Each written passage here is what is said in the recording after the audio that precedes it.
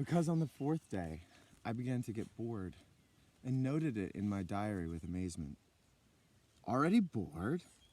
Even though the handsome words of Emerson would shake me out of that where he says in one of those little red leather books in the essay on self-reliance, a man is relieved and gay when he has put his heart into his work and done his best.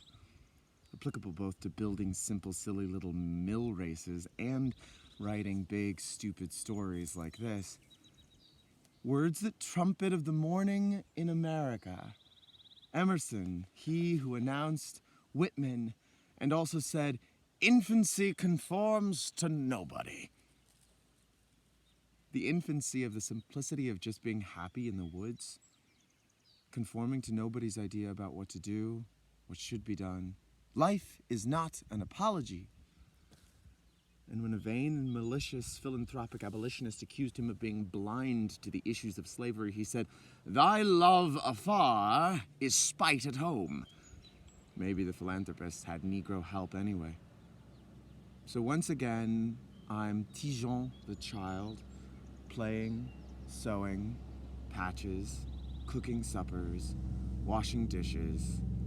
Always kept the kettle boiling on the fire, and anytime dishes need to be washed, I just pour hot water into the pan with Tide soap and soak them good and then wipe them clean after scouring with a little 5 and 10 wire scourer. Long nights simply thinking about the usefulness of that little wire scourer. Those little yellow copper things you buy in supermarkets for 10 cents.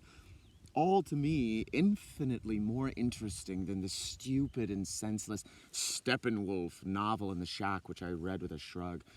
This old fart reflecting the conformity of today. And all the while, he thought he was a big Nietzsche, old imitator of Dostoevsky, 50 years too late. He feels tormented in a personal hell, he calls it, because it doesn't like what other people like.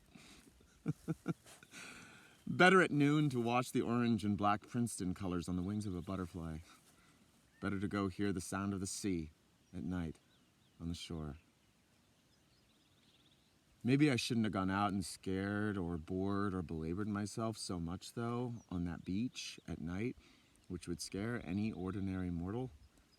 Every night around 8 after supper, I'd put on my big fisherman coat and take the notebook, pencil and lamp, and start down the trail, sometimes passing ghostly Alf on the way, and go under that frightful high bridge and see through the dark fog ahead the white mouths of ocean coming high at me, but knowing the terrain I'd walk right on, jump the beach creek and go to my corner by the cliff not far from one of the caves and sit there like an idiot in the dark, writing down the sound of the waves in the notebook page, secretarial notebook, which I could see white in the darkness and therefore without benefit of lamp scrawl on. I was afraid to light my lamp for fear I'd scare the people way up there on the cliff eating their nightly tender supper. Later found out there was nobody up there eating tender suppers. They were overtime carpenters finishing the place in bright lights.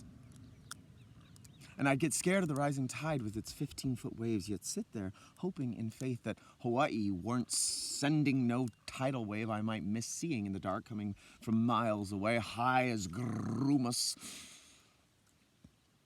One night I got scared anyway, so sat on top of 10-foot cliff at the foot of the big cliff, and the waves are going, "Rare, he rammed the gate, rare.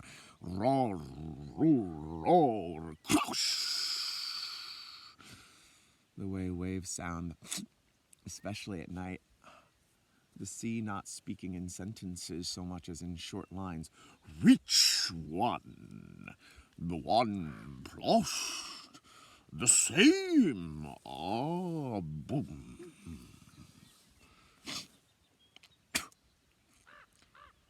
Writing down these fantastic inanities actually, but yet, I felt I had to do it. Because James Joyce wasn't about to do it now he was dead. And figuring, next year I'll write the different sound of the Atlantic, crashing, say, on the night shores of Cornwall, or the soft sound of the Indian Ocean crashing at the mouth of the Ganges, maybe.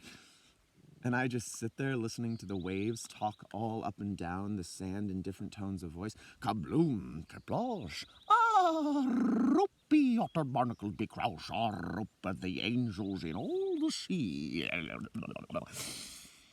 And such. The complete poems written by the sea are to be found at the end of this book in the appendix entitled A Sea. Sounds of the Pacific Ocean at Big Sur. J.K. Looking up occasionally to see rare cars crossing the high bridge and wondering what they'd see on this drear, foggy night if they knew a madman was down there 1,000 feet below in all that windy fury. Sitting in the dark, riding in the dark. Some sort of sea beatnik. Though anybody wants to call me a beatnik for this, better try it if they dare. The huge black rocks seem to move. The bleak, awful, roaring isolateness. No ordinary man could do it, I'm telling you.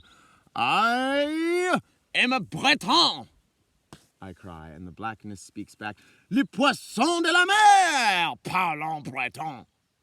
The fishes of the sea speak Breton. Nevertheless, I go there every night, even though I don't feel like it. It's my duty, and probably drove me mad, and write these sea sounds. And all the whole insane poem, Sea. Always so wonderful, in fact, to get away from that and back to the more human woods and come to the cabin where the fire's still red. And you can see the bodhisattva's lamp, the glass of ferns on the table, the box of jasmine tea nearby, all so gentle and human after that rocky deluge out there. So I make an excellent pan of muffins and tell myself, blessed is the man can make his own bread.